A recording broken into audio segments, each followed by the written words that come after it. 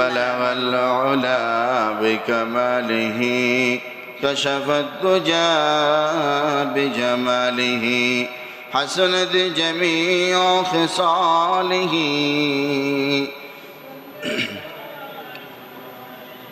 বারে বারে জ্বালাও বাতি হয়তো বাতি জ্বলবে না,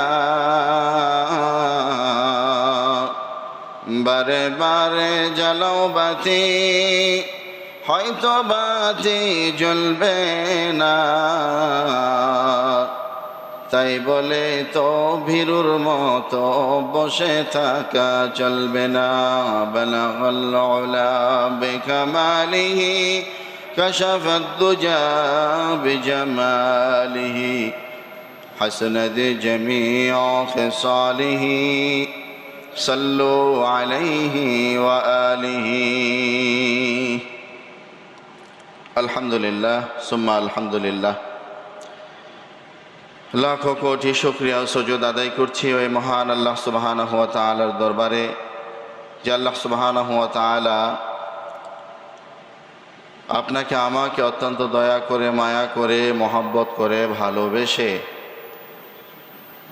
আজ পবিত্র শুক্রবার দিন জুমার নামাজ আদায় করা এবং জুমার নামাজের পূর্ব মুহূর্তে কোরআন ও হাদিস থেকে কিছু দিনই আলোচনা শোনার জন্য সুযোগ করে দিয়েছেন। সেই মহান মালিকের দরবারে মন প্রাণ উজাড় করে দিয়ে মনের গভীর থেকে উচ্চ আওয়াজে সকলেই একবার শুকরিয়া আদায় করি। সকলে বলি আলহামদুলিল্লাহ।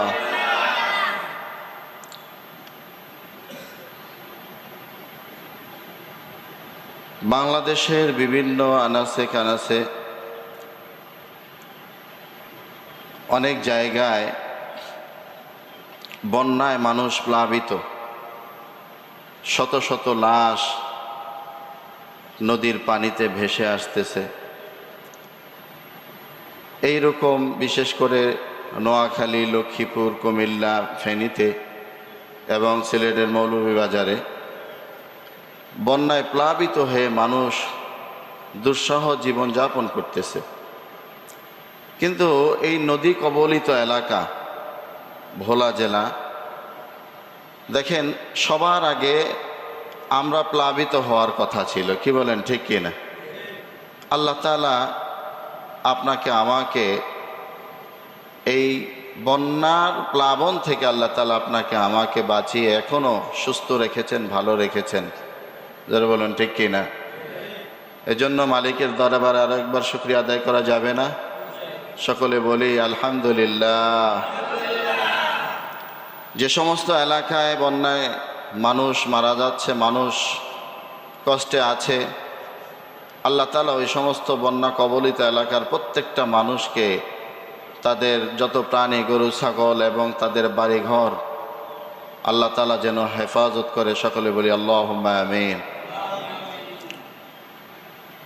সম্মানিত মুসল্লি ভাইরা, সম্মানিত উপস্থিতি, পবিত্র কোরআনুল কারীমের 114টি সূরার মধ্যে 6666টি আয়াত মতান্তরে কম বেশি। এই আয়াতগুলোর মধ্য থেকে ছোট্ট একখানা আয়াতের অংশ বিশেষ তেলাওয়াত করেছি। সে আয়াতকে সামনে রেখে, আয়াতের ব্যাখ্যাকে সামনে রেখে অল্প সময়ের মধ্যে কিছু গুরুত্বপূর্ণ আলোচনা করার জন্য আল্লাহ তাআলা যেন তৌফিক দান করেন। সকলে বলি আমিন। আল্লাহ তাআলা বলছেন, ইয়া আইয়ুহাল্লাযীনা আমানু। এই কথার দ্বারা আমরা কি বুঝতে পাই? ইয়া আইয়ুহাল্লাযীনা আমানু, ইয়া হে আইয়ুহাল্লাযীনা আমানু। আল্লাহ তাআলা বলছেন হে ঈমানদারেরা। কাকে বলছেন? হে ঈমানদারেরা। আমানু শব্দের অর্থ হলো ঈমানদার, যারা ঈমান এনেছে। তাহলে ইয়া আইয়ুহাল্লাযীনা আমানু, আল্লাহ তাআলা যেহেতু এখানে ঈমানদারদেরকে সম্বোধন করে বলছেন, এখানে হিন্দু, খ্রিস্টান, বৌদ্ধ, নাসারা অন্য কোনো ধর্মের লোকদেরকে আল্লাহ তাআলা ডেকেছেন? ডাকেন নাই। ডেকেছেন কাদেরকে? যারা ঈমান এনেছে, যারা ঈমানদার। তো আল্লাহ তাআলা এখানে ঈমানদার বলে ডাকলো, আবার বলছেন উদখুলু ফিস-সিলমি কাফা, তোমরা ইসলামের মধ্যে পরিপূর্ণভাবে প্রবেশ করো, ঢোকো। ইসলামের মধ্যে যদি কেউ পরিপূর্ণ না ঢুকে সে ঈমানদার দাবি করে, আসলেই কি সে প্রকৃতপক্ষে ঈমানদার? জোরে বলেন। তাহলে ইসলামের মধ্যে পরিপূর্ণ ঢোকার যে অংশগুলা, ধরেন ইসলামের মূল 5টি ভিত্তি আছে। এই 5টি ভিত্তির মাধ্যমে 5টি কাজের মধ্যে ইসলামের মধ্যে প্রবেশ করা হয়। কি বলেন, ঠিক কি না?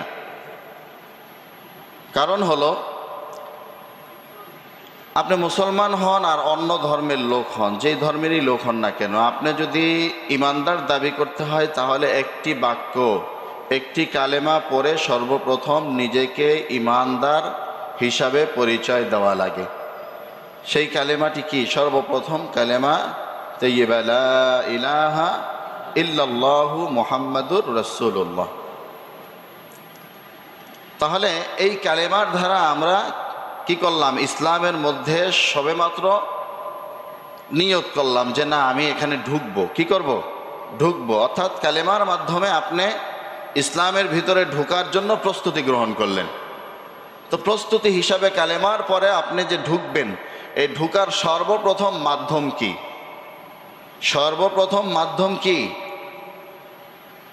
আল্লাহর নবী জনাবে মুহাম্মদুর রাসূলুল্লাহ সাল্লাল্লাহু আলাইহি ওয়াসাল্লাম বলেন, আমার উম্মতেরা, তোমরা যখন এই কালেমা পড়ে ইসলামের ভিতরে প্রবেশ করবা, কালেমা পড়ার পরে সর্বপ্রথম তোমাদের কাজের কর্মসূচির মধ্যে সর্বপ্রথম কাজ হলো তোমরা নামাজ কায়েম করবা। তাহলে কালেমা পড়ার পরে ইসলামের মধ্যে আমরা সর্বপ্রথম ঢুকবো কিসের মাধ্যমে? নামাজের মাধ্যমে। কিসের মাধ্যমে? নামাজের মাধ্যমে। আর এই নামাজ ঈমানদার এবং মুশরিক বা বেঈমানদের মধ্যে পার্থক্যকারী। বেঈমানরা নামাজ পড়ে না, ঈমানদাররা নামাজ পড়ে। তাহলে বেঈমান এবং ঈমানদারদের মধ্যে পার্থক্যকারী কি? সর্বপ্রথম নামাজ।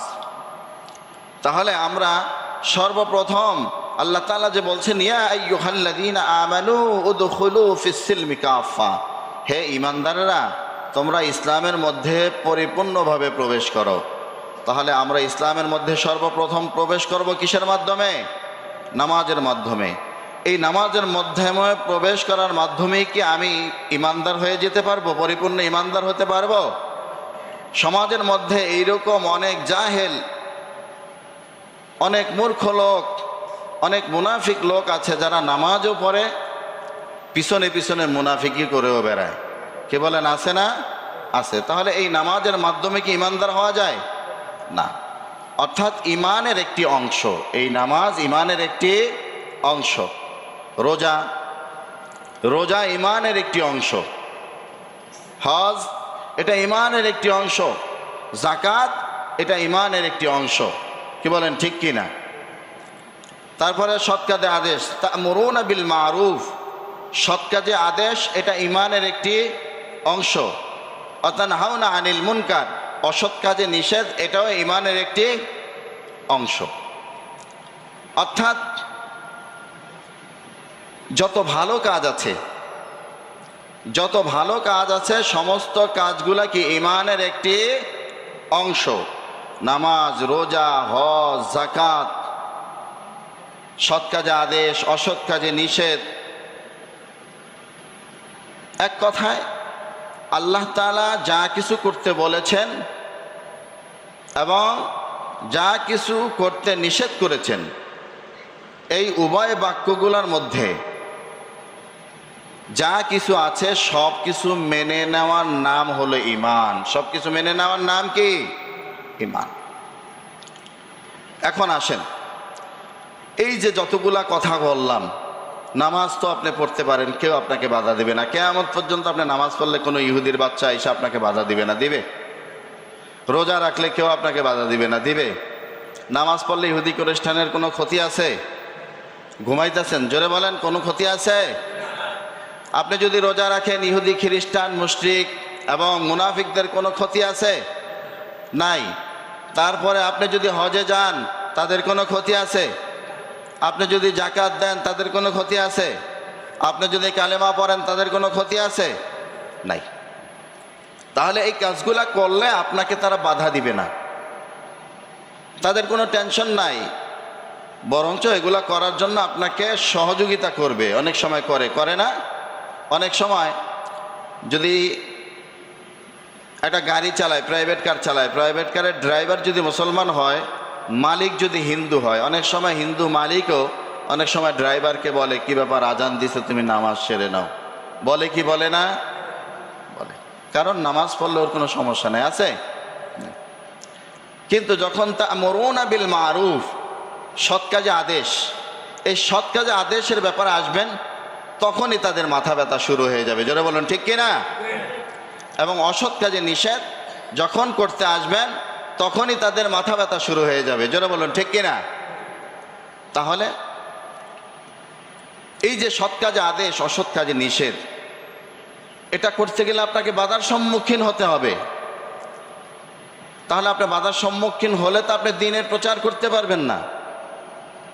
তা'মুরুনা বিল মারুফ ওয়া তানহাউনা আনিল মুনকার, এই আয়াতের দায়িত্ব পালন করতে পারবেন না।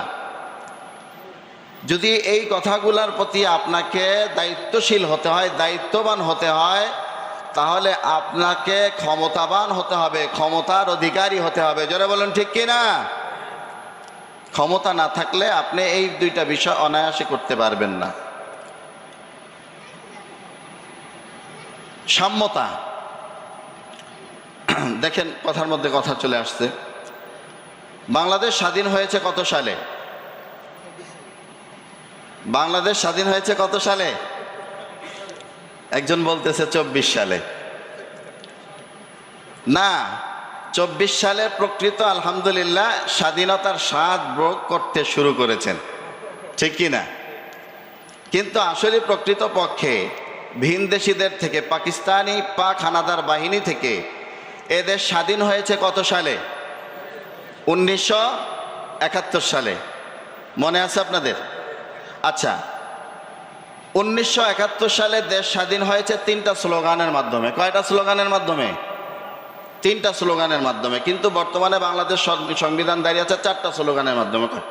কয়টা? সমাজতন্ত্রবাদ, জাতীয়তাবাদ, ধর্মনিরপেক্ষতাবাদ এবং আপনার গণতন্ত্রবাদ। কি বলেন, ঠিক কিনা? এই 4টা বিষয়ের উপরে বর্তমান বাংলাদেশের সংবিধান দাঁড়িয়ে আছে। অথচ 1971 সালে দেশ স্বাধীন হলো। আপনি একটা কাজ করবেন, আপনার মূল নীতি কি? আপনি কোন স্লোগানের ভিত্তিতে দেশ স্বাধীন করবেন? এই স্লোগান ছিল কি ছিল না স্বাধীনতার আগে? জোরে বলেন, ছিল কি ছিল না? ছিল। তাহলে স্বাধীনতার আগে এই দেশ স্বাধীন করার পিছনে স্লোগান ছিল 3টা। কয়টা? 1 নম্বরে সাম্য, সাম্যতা। 2 নম্বরে ন্যায় বিচার, সামাজিক ন্যায় বিচার। 3 নম্বরে সামাজিক মর্যাদা, মানবিক মর্যাদা। সরি, তাহলে কয়টা স্লোগানের উপরে দেশ স্বাধীন হয়েছে বলেন? 3টা। কয়টা? 3টা। তাহলে 3টা কি কি? 1 নম্বরে সাম্যতা, 2 নম্বরে মানবিক মর্যাদা, 3 নম্বরে মানবিক বা সামাজিক ন্যায় বিচার। এই 3টা স্লোগানের ভিত্তিতে দেশ স্বাধীন হয়েছে। কি বলেন? তাহলে 71-এর সংবিধান হলো এই 3টা স্লোগান। কিন্তু পরবর্তীতে যেই 4টা স্লোগানের কথা বললাম, যে 4টা স্লোগানের ভিত্তিতে দেশ দাঁড়িয়ে আছে, এই 4টা স্লোগান হলো ভারতের সংবিধান। কিসের সংবিধান বলেন? ভারতের সংবিধান। 1971 সালে বাংলাদেশ স্বাধীন হওয়ার পরেই ভারত আমাদের মাথার উপরে ভারতের সংবিধান চাপায়া দিয়েছে। জোরে বলুন নাউজুবিল্লাহ। এখান থেকেই ভারতের ষড়যন্ত্র শুরু। এখান থেকেই কি ভারতের ষড়যন্ত্র শুরু হয়েছে। তাহলে প্রকৃত বন্ধু যিনি, তিনি কি স্বার্থের জন্য বন্ধুত্ব করবেন না ভালোবাসার খাতিরে বন্ধুত্ব করবেন? আমার কথা বোঝেন না আপনারা? বন্ধুত্ব কি স্বার্থের কারণে হয় নাকি ভালোবাসা মহব্বত ভালো লাগার থেকে হয়? ভালোবাসা মহব্বত ভালো লাগার থেকে হয়। বিগত দিনে অনেকেই আমাদেরকে বুঝাতে চেয়েছেন যে ভারত হলো আমাদের বন্ধু। ভারত কি আমাদের বন্ধু? তাহলে বন্ধু সর্বপ্রথম কি করেছে? তাদের সংবিধান আমাদের উপরে চাপাইয়া দিছে। কি বলেন, ঠিক কি না? এই স্বাধীনতার 50-55 বছরে আমরা প্রতিনিয়ত আমরা ভারতের কাছে কোণঠাসা হয়ে থাকতে হয়েছে। ভারত আমাদেরকে ব্যবহার করেছে।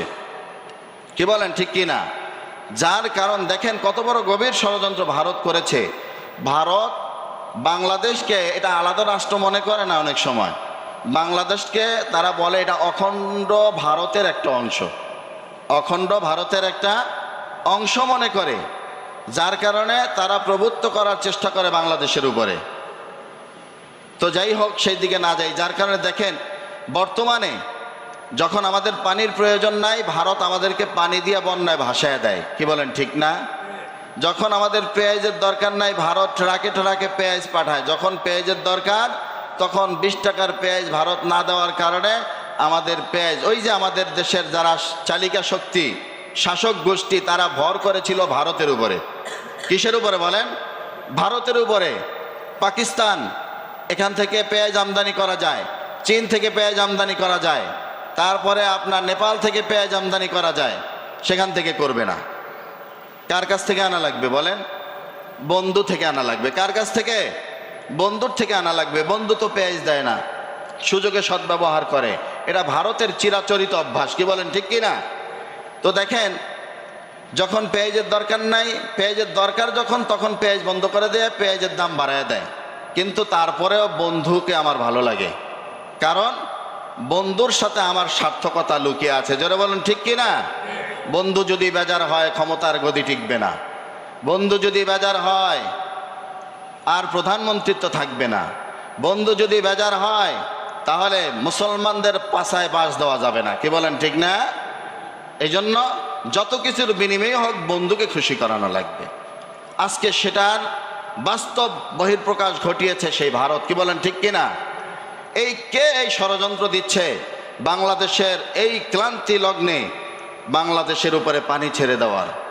এখানেও একটা ষড়যন্ত্র আছে কি নাই? ষড়যন্ত্রের গন্ধ পাওয়া যায় না? যায় কি না? বাংলাদেশ থেকে চলে গেছে, ভারতে বসে বসে এখনো বাংলাদেশের ব্যাপারে ষড়যন্ত্র করছে। করছে কি করছে না? করছে। এই বন্যার পানি এই সময় যে চাপিয়ে দিল, এখানেও ষড়যন্ত্রের গন্ধ পাওয়া যায়। যায় কিনা বলেন? এই জন্য এদের থেকে আমাদেরকে সাবধান হতে হবে। প্রকৃত বন্ধুকে, শত্রুকে, তাদের কি চিনা লাগবে? লাগবে কি লাগবে না? বন্ধু শত্রু যদি না চিনেন, পথ চলতে পারবেন না। জায়গায় জায়গায় অপমানিত হবেন, ক্ষতিগ্রস্ত হবেন। তো আমার ভাইয়েরা, যে কথায় আসতেছিলাম সেটা হলো যে বাংলাদেশের মূল স্লোগান ছিল 3টা: সাম্যতা, সামাজিক অধিকার এবং মানবিক অধিকার এবং সামাজিক ন্যায় বিচার। এই ইসলামও এই 3টা জিনিসকে সমর্থন করে। করে কি করে না? সাম্যতা। সাম্যতা বলতে কি বুঝি? সমান। সবার জন্য কি হবে? সমান। আইন সবার জন্য সমান। সংবিধান সবার জন্য কি বলেন? সমান। আজকে দুনিয়ার মানুষ তারা সাম্যতার স্লোগান দেয়। আসলে কি তাদের মধ্যে সাম্যতা আছে? বলেন, সাম্যতা আছে? নাই। প্রধানমন্ত্রীর জন্য এক আইন, দেশের জনগণের জন্য আরেক আইন। ঠিক কিনা বলেন? একজন সংসদ সদস্যের জন্য এক আইন, দেশের সাধারণ মানুষের জন্য আরেক আইন। অনেক সময় রাস্তাঘাটে সাধারণ মানুষ যখন রাস্তার বাম পাশ দিয়ে গাড়ি না চাইলে যদি একটু ডান দিকে যায়, লেন চেঞ্জ করে, তাকে ধরে তার নামে মামলা দেওয়া হয়। কিন্তু যখন এখন একজন সংসদ সদস্য লেন চেঞ্জ করা নয়, উল্টা পাশ দিয়ে ওই রোড দিয়ে আসতেছে, রাস্তায় যেন তার জন্য সমস্যা না হয়, উল্টা লেন দিয়ে আসতেছে, উল্টা পথ দিয়ে আসতেছে, তার ব্যাপারে কোনো আইন নাই, তার ব্যাপারে কোনো মামলা নাই, তার ব্যাপারে কোনো বাধা বিঘ্নতা নাই। এখানে কি সাম্যতা আছে? বলেন আছে? নাই। সাম্যতা শিখতে হবে জনাবে মুহাম্মদুর রাসূলুল্লাহ সাল্লাল্লাহু আলাইহি ওয়াসাল্লামের কাছ থেকে। আল্লাহর রাসূল সাল্লাল্লাহু আলাইহি ওয়াসাল্লাম সাম্যতা শিখিয়ে গেছেন। আল্লাহর নবী জনাবে মুহাম্মদুর রাসূলুল্লাহ সাল্লাল্লাহু আলাইহি ওয়াসাল্লাম এবং সাহাবীরা খন্দকের যুদ্ধে যখন যুদ্ধ করতে গেলেন, খন্দকের খনন করার সময় সাহাবীরা ক্ষুধায় কাতর, প্রত্যেকের পেটের ভিতরে পাথর বেঁধেছে। বলছে, ইয়া রাসূলুল্লাহ, ইয়া হাবিবাল্লাহ, দেখেন আর পারছি না, কষ্ট হয়ে যাচ্ছে, পেটে বড় ক্ষুধা, পেটের মধ্যে পাথর বেঁধেছি। প্রত্যেকটা সাহাবী আল্লাহর রাসূল সাল্লাল্লাহু আলাইহি ওয়াসাল্লামের সামনে আয়েশা জামাটাকে উঠায় দিয়া বলেন, ইয়া রাসূলুল্লাহ, দেখেন পেটের মধ্যে পাথর বেঁধেছি। আল্লাহর রাসূল জনাবে মুহাম্মদুর রাসূলুল্লাহ সাল্লাল্লাহু আলাইহি ওয়াসাল্লাম বলেন, ও আমার সাহাবীরা, তোমরা কি মনে করো তোমাদের একাই ক্ষুধা লেগেছে, তোমরা একাই কষ্টে আছো? দেখো দেখো, আমার দিকে তাকায় দেখো, আমি মুহাম্মদুর রাসূলুল্লাহ সাল্লাল্লাহু আলাইহি ওয়াসাল্লামের পেটে দুটা পাথর বেঁধেছি। জোরে বলুন সুবহানাল্লাহ। সাম্যতা শিখিয়ে গেছেন জনাবে মুহাম্মদুর রাসূলুল্লাহ সাল্লাল্লাহু আলাইহি ওয়াসাল্লাম। সাহাবীরা পেটে পাথর বেঁধেছে একটা, আর আল্লাহ রাসূল সাল্লাল্লাহু আলাইহি ওয়াসাল্লাম পেটে পাথর বেঁধেছে কয়টা? দুইটা। সাম্যতা ইসলাম শিখায়। কার কাছে সাম্যতার স্লোগান শুনতে যান? এরা স্লোগান দেয় একরকম, বাস্তব চরিত্র হলো আরেক রকম। জোরে বলুন ঠিক কিনা? প্রকৃতপক্ষে সাম্যতার স্লোগান দিয়েছে ইসলাম, সেটা প্রমাণ করে দেখিয়েছে ইসলাম। নামাজ সাম্যতা শিখায়। এক হি সব মে খড়ে হো গয়ে মাহমুদ ও আয়াজ, না কোই বান্দা রাহা না কোই বান্দা নওয়াজ। একই কাতারের মধ্যে নামাজে দাঁড়ায় গেলেন সম্রাট আকবর এবং তার চাকর আয়াজ। সম্রাট দাঁড়ালেন পিছনের কাতারে, পিছনে আসছে, পরে আসছে, এই জন্য সম্রাট পিছনের কাতারে দাঁড়িয়েছে। তার চাকর আয়াজ আগে এসেছে, যার কারণে প্রথম কাতারে দাঁড়িয়েছে। যখন নামাজের সিজদায় গেলেন, হঠাৎ করে সম্রাটের মাথার মধ্যে চাকর আয়াজের পা লেগে গেছে। চাকর আয়াজ ভয় পেয়ে গেছে, কি না যেন কি হয়ে যায়, সম্রাটের মাথায় আমার পা লেগে গেছে। সম্রাট আকবর তিনি নামাজ শেষে দেখলেন তার চাকর আয়াজ, তার চেহারাটা মলিন, সে ভয়ে আছে, চেহারার মধ্যে একটা ভয়ের দৃশ্য দেখা যাচ্ছে। সম্রাট আকবর তার চাকরকে বলছে, আয়াজ, তোমার পা আমার মাথায় লেগেছে, এই জন্য তুমি ভয় পেয়ে গেছো। ভয় পাওয়ার কোনো কারণ নাই। ইসলাম আমাদেরকে সাম্যতা শিখাইছে, নামাজ আমাদেরকে সাম্যতা শিখাইছে। এই নামাজে একমাত্র আল্লাহর হুকুম পালন করার জন্য দাঁড়িয়েছি। এখানে কে চাকর আর কে সম্রাট সেটা দেখার কোনো সময় নাই। জোরে বলুন সুবহানাল্লাহ। তাহলে সাম্যতা শিখিয়েছে কে বলেন? ইসলাম। চাকরের পা লেগেছে সম্রাটের মাথার উপরে, বলার সুযোগ নাই, বেটা বেয়াদব, তোর পা আমার গায়ে লেগেছে, আমার মাথায় লেগেছে, এই সাহস পেলে কোত্থেকে? এই ইসলাম এই অধিকার কাউকে দেয় নাই। জোরে বলুন, দিয়েছে নাকি? দেয় নাই। তাহলে আরো অনেক ঘটনা বলতে গেলে অনেক সময়ের দরকার। তিনটা বিষয়ের উপর আলোচনা না করলেই না, তাহলে সংক্ষেপে আর না যায় সামনের দিকে যাই। তাহলে এক নম্বরে সাম্যতা শিখিয়েছেন কে বলেন? ইসলাম। প্রকৃতপক্ষে সাম্যতার স্বাদ যদি গ্রহণ করতে হয়, তাহলে আমাদেরকে ছুটে আসতে হবে কার কাছে? বলেন কার কাছে? আরো যারা বলেন কার কাছে? ইসলাম ছাড়া অন্য কেউ সাম্যতার স্লোগান দিতে পারে, কিন্তু বাস্তবে সাম্যতার সেই প্রচলন, সাম্যতার সেই স্বাদ অন্য কেউ দিতে পারে না। কি বলেন? পারে? পারে না।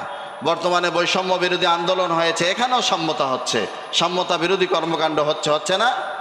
দেখেন, যে কথাটা না বললেই নয়, লক্ষ লক্ষ ছাত্র, আপনারা জানেন শাহবাগের মোচরে দাঁড়ায় রয়েছে গণভবন ঘেরাও করার জন্য।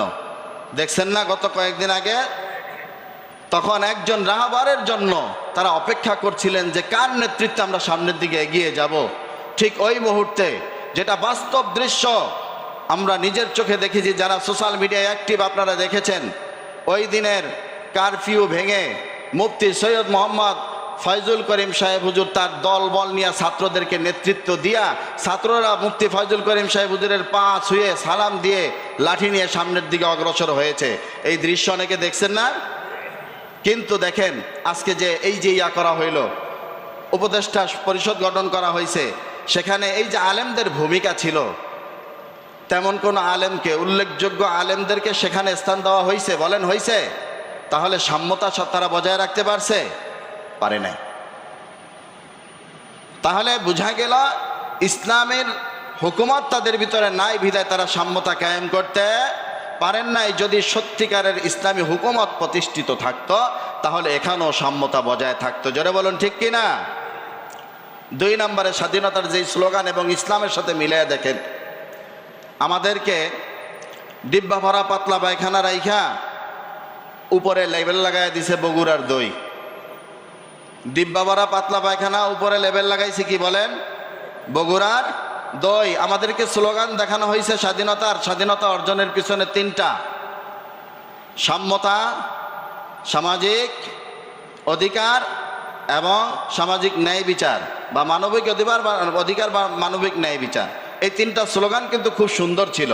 কিন্তু যখন স্বাধীন হলো তখন ওই যে ডিব্বা ভরা পাতলা পায়খানা, সেটা একেবারে খোলসা হয়ে গেছে যে না, আসলে এটার মধ্যে পাতলা পায়খানা ছিল, এটার মধ্যে দই ছিল না। আমাদেরকে পদে পদে বাংলাদেশের মানুষকে ধোঁকা দেওয়া হয়েছে। এর একমাত্র কারণ কি? ইসলাম প্রতিষ্ঠিত নাই। কি বলেন ঠিক কিনা? আমার ভাইয়েরা, এই কথাগুলো কেন বলছি, মূল পয়েন্টে চলে যাব। একটু ধৈর্য ধরে সকলে কথাগুলো শুনবেন। বাকি কথাগুলো কি বলবো না বন্ধ করে দিব? আচ্ছা, 2 নম্বরে মানবিক অধিকার। মানবিক অধিকার তারা কেমন করে? মানবিক অধিকারের দৃষ্টিকোণটা আপনারা দেখেন। একজন ব্যক্তি তার বাসার ভিতরে তার কর্মচারী কাজ করে। গত বেশি দিন আগের না, যারা সোশ্যাল মিডিয়া অ্যাক্টিভ অনেকে দেখেছেন হয়তোবা, যে তারা এক জায়গা থেকে আরেক জায়গায় শ্বশুরবাড়ি বেড়াতে যাচ্ছে। তাদের ঘরের যে কাজের মেয়েটা, ওই কাজের মেয়েটাকে পিছনের ডালা থাকে না, প্রাইভেট কারের ডালা, দেখছেন ডালা থাকে কিনা একটা বলেন? ডালার ভিতরে বসাইছে, আর নিজেরা প্রাইভেট কারের ভিতরে বসে এসি সাইরা দিয়ে আরামসে যাচ্ছে। তখন ছাত্র জনতা কয়েকদিন আগে ট্রাফিকের দায়িত্ব পালন করছে না? দেখছেন না? দেখছেন ট্রাফিকের দায়িত্ব যে ছাত্ররা পালন করছে? আল্লাহর কাছে শুকরিয়া আদায় করি, মাত্র 10-12 দিন যেভাবে তারা অ্যাক্টিভলি কাজ করেছে, আর 1 মাস যদি কাজ করতো, ট্রাফিকের দায়িত্ব পালন করতে তাদের আর বেগ পেতে হতো না, অভিজ্ঞতা অর্জন করে ফেলাইছিল। কি বলেন ঠিক না? মানুষ চাইলে সব কিছু সম্ভব। তো যাই হোক, যেটা বলতেছিলাম, ছাত্র জনতা পিছনের ডালা খুললো চেক করার জন্য, যে একটু চেক করে দেখি যে অবৈধ কোনো মন্ত্রী, এমপির পিএসটিএস হতে পারে, টাকা পয়সা নিয়ে যাইতে পারে। খুইলা দেখে যে না, এটার ভিতরে একটা মানুষ, জলজন্ত মানুষ, একটা মেয়ে বসানো, ফুটফুট একটা সুন্দরী একটা মেয়ে ওখানে এটার ভিতরে, ডালার ভিতরে বসায় রাখছে। জোরে বলুন নাউজুবিল্লাহ। তাহলে এরাই স্টেজে দাঁড়ায়া মানবিক অধিকারের কথা বলেন, কিন্তু বাস্তবতা স্টেজে দাঁড়ায়া কথা বলেন একরকম, আর বাস্তব জীবনে তার চরিত্রটা অন্যরকম। কি বলেন ঠিক কিনা? আর ইসলাম মানবিক অধিকার ইসলাম দিয়েছে। কিভাবে দিয়েছে? হযরতে বেলাল হাবশী রাদিয়াল্লাহু তাআলা আনহু আল্লাহর রাসূল সাল্লাল্লাহু আলাইহি ওয়াসাল্লামের সামনে দিয়ে যাচ্ছেন। বেলাল হাবশী রাদিয়াল্লাহু তাআলা আনহু কেমন ছিলেন? হাবশার লোক ছিলেন বেলাল হাবশী। দেখতে অত সুন্দর ছিল না, কালা কুচকুচে ছিল, নাকটা ঝুলানো ছিল, অনেক বড় ছিল, ঠোঁটগুলা ঝুলন্ত ছিল, চেহারাটা এবড়ো থেবড়ো ছিল, চেহারাটা তেমন সুন্দর ছিল না। বাবা গোলাম, তিনি নিজেও গোলাম। দেখেন, তার দুনিয়াতে 1 ইঞ্চি জায়গা ছিল না, জমি ছিল না, টাকা পয়সার মালিক ছিল না। হযরতে বেলাল হাবশী রাদিয়াল্লাহু তাআলা আনহু আল্লাহর রাসূল জনাবে মুহাম্মদুর রাসূলুল্লাহ সাল্লাল্লাহু আলাইহি ওয়াসাল্লাম একটা প্লেটের মধ্যে তিনি কিছু খাচ্ছিলেন, ধরেন কয়েকটা খেজুর খাচ্ছিলেন। আল্লাহর রাসূল সাল্লাল্লাহু আলাইহি ওয়াসাল্লামের সামনে দিয়ে বেলাল হাবশী রাদিয়াল্লাহু তাআলা আনহু যখন যাচ্ছিলেন, আল্লাহর রাসূল সাল্লাল্লাহু আলাইহি ওয়াসাল্লাম বলেন, তাআল হেনা ইয়া বেলাল অকুল মাই, বেলাল আসো, আমার সাথে বসো, আমার সাথে খাওয়ায় অংশগ্রহণ করে। জোরে বলুন সুবহানাল্লাহ। অথচ মদিনার সবচেয়ে সম্মানী পরিবারের সন্তান মুহাম্মদুর রাসূলুল্লাহ সাল্লাল্লাহু আলাইহি ওয়াসাল্লাম, যাকে সৃষ্টি না করলে আল্লাহ তাআলা আসমান জমিন পাহাড় পর্বত কোনো কিছুই সৃষ্টি করতেন না, আপনাকে আমাকেও সৃষ্টি করতেন না। এমন একজন মর্যাদাবান ব্যক্তি, পৃথিবীতে যত নবী এসেছে সমস্ত নবীদের চাইতে সম্মানিত নবী, যাকে দিয়ে আল্লাহ তাআলা উদ্বোধন করবেন জান্নাত। আল্লাহ রাসূল সাল্লাল্লাহু আলাইহি ওয়াসাল্লাম বলবেন, আল্লাহ আমার কোনো উম্মতকে না নিয়ে আমি জান্নাতে প্রবেশ করব না। আল্লাহ তাআলা ওই দিন বলবেন, ইয়া রাসূলুল্লাহ, ইয়া হাবিবাল্লাহ, কি বলেন গো আমার নবী, আমার বন্ধু, আপনি যদি জান্নাতে প্রবেশ না করেন তাহলে তো জান্নাতই উদ্বোধন হবে না। জোরে বলুন সুবহানাল্লাহ। এমন একজন মর্যাদাবান ব্যক্তি, এমন একজন নবী, আল্লাহর নবী জনাবে মুহাম্মদুর রাসূলুল্লাহ সাল্লাল্লাহু আলাইহি ওয়াসাল্লাম এত মর্যাদাবান ব্যক্তি হওয়া সম্পন্ন মানবিক অধিকার কিভাবে দিয়েছেন দেখেন। বেলাল হাবশী রাদিয়াল্লাহু তাআলা আনহু, তিনি ছিলেন গোলামের বাচ্চা, গোলাম, চেহারা সুরত অত সুন্দর ছিল না, কালা কুচকুচে ছিল, তার দুনিয়াতে কোনো সম্পদ ছিল না। অথচ আল্লাহর রাসূল সাল্লাল্লাহু আলাইহি ওয়াসাল্লাম বলেন, বেলাল তুমি আমার সাথে কিছু খাও। বেলাল হাবশী রাদিয়াল্লাহু তাআলা আনহু সামনে আসলেন, ফুপায়া ফুপায়া কেঁদে দিলেন, বললেন, ইয়া রাসূলুল্লাহ, ইয়া হাবিবাল্লাহ, আমি তো গোলাম ছিলাম, আমার উপর অত্যাচার করা হয়েছে, আমাকে জুতা পরতে দেওয়া হয় নাই। কারণ হলো, যদি মনিব যদি জুতা পরে আর গোলাম যদি জুতা পরে তাহলে মনিব আর গোলাম নাকি এক হয়ে যায়, এই জন্য মনিব জুতা পরেছে, আমাকে জুতা পরতে দেয় নাই। ইয়া রাসূলুল্লাহ, ইয়া হাবিবাল্লাহ, মনিবের গায়ে সুন্দর সুন্দর জামা ছিল, আমাকে ভালো জামা পরতে দেয় নাই। কারণ হলো, মনিবের গায়েও জামা আর যদি গোলামের গায়ে জামা থাকে তাহলে মনিব আর গোলাম নাকি এক হয়ে যায়। ইয়া রাসূলুল্লাহ, ইয়া হাবিবাল্লাহ, যদি ইসলামের স্বাদ গ্রহণ করতে না পারতাম, কালেমা যদি না পড়তাম, আপনি মুহাম্মদুর রাসূলুল্লাহ সাল্লাল্লাহু আলাইহি ওয়াসাল্লামের সংস্পর্শে যদি আসতে না পারতাম তাহলে বুঝতে পারতাম না মনিব এবং গোলাম। মনিবরা, আমি মনে করেছি মনিবরা হলো মানুষ আর গোলামরা হলো জানোয়ার। জোরে বলুন নাউজুবিল্লাহ। ইয়া রাসূলুল্লাহ, ইয়া হাবিবাল্লাহ, আপনার দরবারে আসার পরেই বুঝতে পারলাম মনিবও মানুষ এবং গোলামও মানুষ। জোরে বলুন সুবহানাল্লাহ। তাহলে সামাজিক অধিকার কে দিয়েছে বলেন? জোরে বলুন, সামাজিক অধিকার কে দিয়েছে? ইসলাম দিয়েছে। কে দিয়েছে? ইসলাম দিয়েছে। তথাকথিত যারা মানবিক অধিকারের কথা বলেন, তারা মানবিক অধিকারের কথা স্টেজে উঠে বলেন, এতটুকুই সীমাবদ্ধতা আছে, কিন্তু তাদের বাস্তব চরিত্র হলো একরকম আর স্টেজের চরিত্র হলো আরেক রকম। জোরে বলুন ঠিক কিনা? তাহলে মানবিক অধিকার যদি পেতে হয় আমাদেরকে আসতে হবে কোথায়? ইসলামের কাছে। কার কাছে আসতে হবে? ইসলামের কাছে আসে। 3 নম্বর হলো সামাজিক ন্যায় বিচার। সামাজিক ন্যায় বিচার। সামাজিক ন্যায় বিচার আছে বলেন? আছে? নাই। আওয়ামী লীগের বিরুদ্ধে কথা বলেছে, নিয়ে আয়না ঘরের ভিতরে বন্দি করেছে। কোরআনের পক্ষে কথা বলেছে, আয়না ঘরের মধ্যে নিয়ে বন্দি করেছে। ভারতের দালালি করেছে, তাদেরকে পুরস্কৃত করা হয়েছে। কি বলেন ঠিক কিনা? প্রধানমন্ত্রীর প্রশংসা করেছে, তাকে পুরস্কৃত করেছে। বঙ্গবন্ধুকে আব্বা আব্বা বলে ডেকেছে, তাকে পুরস্কৃত করেছে। যারা বলেন ঠিক কিনা?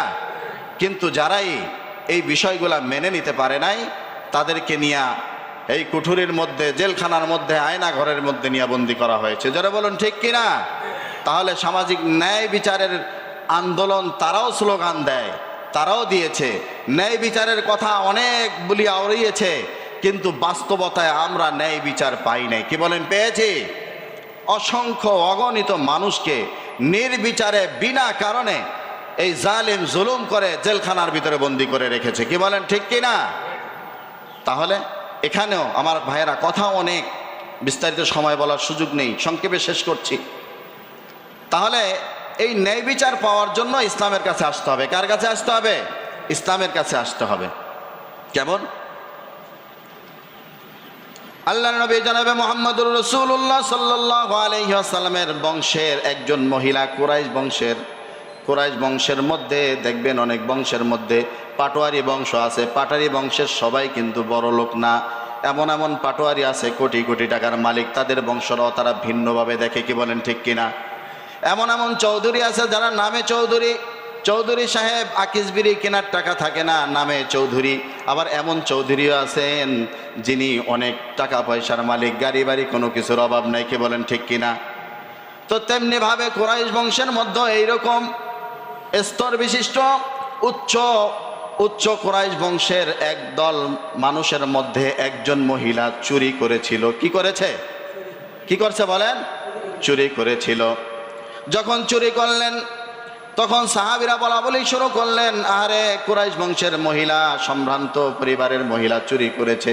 আল্লাহর রাসূল সাল্লাল্লাহু আলাইহি ওয়াসাল্লাম কুরাইশ বংশের মানুষ, যদি এই মহিলা চুরি করলে তার হাত কেটে দেওয়া হয়।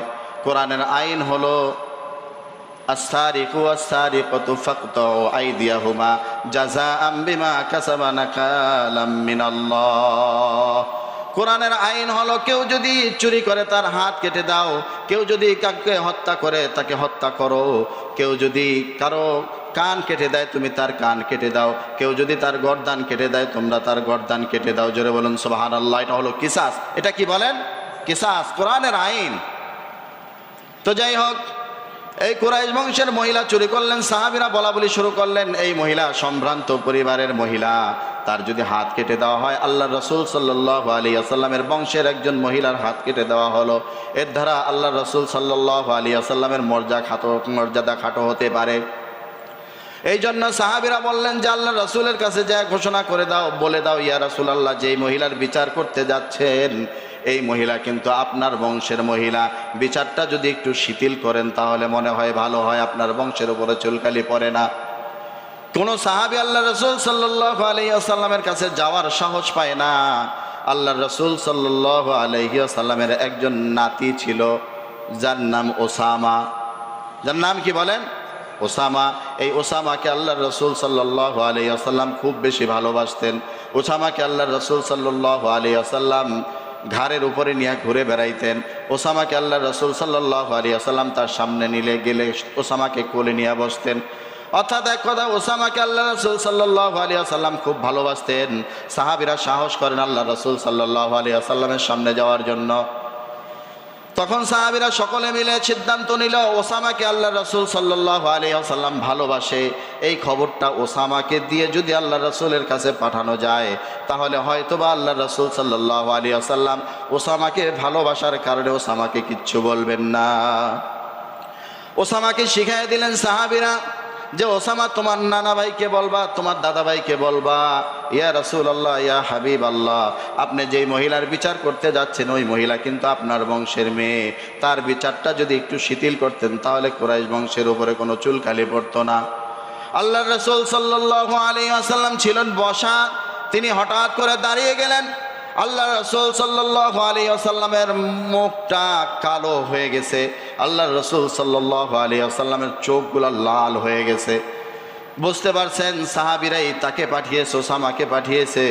সাহাবীদের কাছে ওসামাকে হাত ধরে নিয়ে গেলেন, বলছে, ও আমার সাহাবীরা, তোমরা কুরাইশ বংশের মেয়ে চুরি করেছে তার বিচার শিথিল করার জন্য আমার কাছে পাঠিয়েছো, অথচ শুনে রাখো এই আইনটা তো আমি মুহাম্মদুর রাসূলুল্লাহ সাল্লাল্লাহু আলাইহি ওয়াসাল্লামের আইন নয়, এটা হলো কোরআনের আইন, এটা হলো আল্লাহ তাআলার বিধান। জোরে বলুন সুবহানাল্লাহ। পৃথিবীর এমন কে আছে আল্লাহ তাআলার বিধানের উপরে বৃদ্ধাঙ্গুলি দেখায়?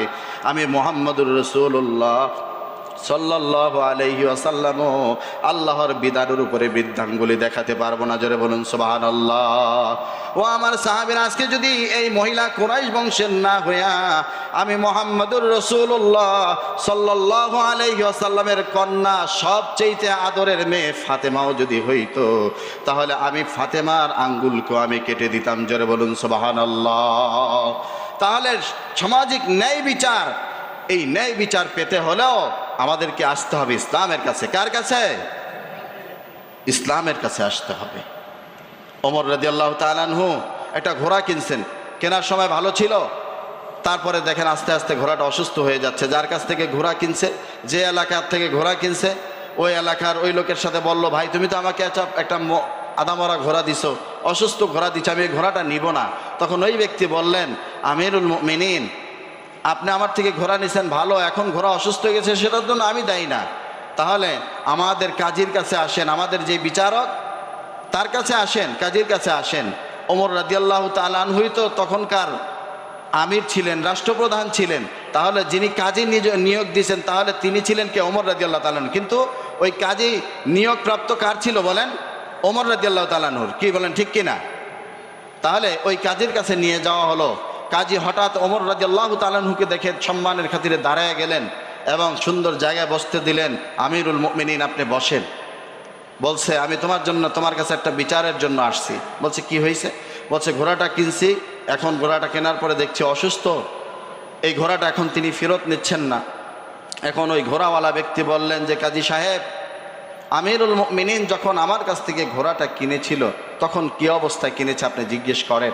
তখন ওই কাজী দেখেন রাষ্ট্রপ্রধানকে প্রশ্ন করছে, আমিরুল মুমিনিন ঘোড়াটা যখন কিনেছেন তখন আপনি কেমন কিনেছেন, তখন কি ঘোড়াটা সুস্থ ছিল কিনা? তখন বলেন ওমর রাদিয়াল্লাহু তাআলা আনহু বলেন, হ্যাঁ তখন তো ঘোড়া সুস্থ ছিল।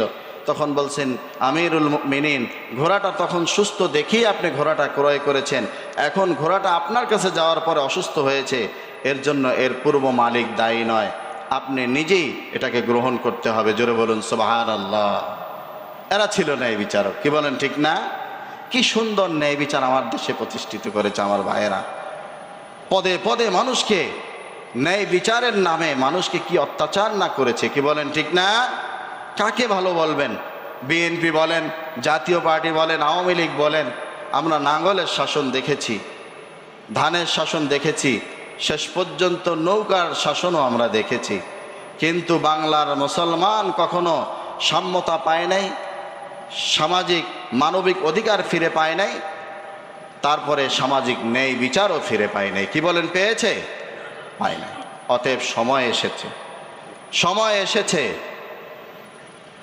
যেখানে আসলে পরে আমরা প্রকৃতপক্ষে ইসলামের আইন প্রতিষ্ঠিত করতে পারবো, এদেশটা ইসলামী হুকুমত প্রতিষ্ঠিত করতে পারবো।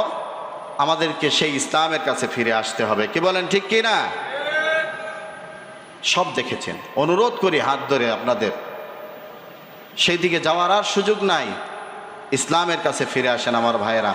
যেই কথা বলতেছিলাম, যে আয়াত পড়েছি, ইয়া আইয়ুহাল্লাযীনা আমানু উদখুলু ফিস সিলমি কাফা, পরিপূর্ণ ইসলামের মধ্যে যদি প্রবেশ করতে হয়, সৎ কাজে আদেশ, অসৎ কাজে নিষেধ, কোরআনুল কারীমের আইন প্রতিষ্ঠিত করা, এদেশে ইসলামিক হুকুমত প্রতিষ্ঠিত করা, এই সব কিছু করতে গেলে আপনাকে ইসলামের মধ্যে পরিপূর্ণ প্রবেশ করা লাগবে। আর ইসলামের মধ্যে পরিপূর্ণভাবে প্রবেশ তখনই করতে পারবেন যখন এদেশের একজন প্রধানমন্ত্রী থাকবে আলেম, একজন প্রধানমন্ত্রী থাকবে কোরআনওয়ালা। কি বলেন, ঠিক কিনা? একজন প্রধানমন্ত্রী থাকবে আল্লাহওয়ালা, একজন রাষ্ট্রপতি থাকবে আল্লাহওয়ালা, একজন রাষ্ট্রপতি থাকবে কোরআনওয়ালা। এজন্য আমাদেরকে কোরআনের কাছে ফিরে আসতে হবে। তাহলে আয়াত যে বললাম, আয়াতের ব্যাখ্যায় যতগুলা কথা বললাম, আয়াতের বাহিরে গিয়েছি? বলেন, আয়াতের বাহিরে গিয়েছি? ভাই, অনেক ব্যাখ্যা। কোরআনুল কারীম এমন একটা বিষয় যে শব্দ কম, এর ব্যাখ্যা ব্যাপক। একটা আয়াতকে দিয়ে আমার মতো নগণ্য গোলাম যদি আমি এই আয়াতের এই অংশ বিশেষটুকু হোক, এটা দিয়েও আমি 2-3 ঘন্টা 4 ঘন্টা আলোচনা করতে পারবো। কোরআনের মুজিজা এটা। জোরে বলুন সুবহানাল্লাহ। শব্দ কম, ব্যাখ্যা বেশি। কি বলেন, ঠিক কিনা? এজন্য কোরআনুল কারীমের মধ্যে 6666 আয়াত মতান্তরে কম বেশি। এই কোরআনুল কারীমের কাছে আপনাকে সমস্ত সমস্যার সমাধানের কাছে ফিরে আসতে হবে। কি বলেন, ঠিক কিনা? কোরআন যেটার সমাধান দিতে পারবে না, এটার ব্যাখ্যা গ্রন্থের জন্য হাদিসের কাছে যাওয়া লাগবে। এজন্য আমাদের মূলনীতি কোরআন এবং হাদিস। আর এই কোরআন এবং হাদিসের আইন যদি প্রতিষ্ঠিত করতে হয়, তাহলে বাংলার জমিনে ইসলামী হুকুমত প্রতিষ্ঠিত করা লাগবে। কি বলেন, ঠিক কিনা?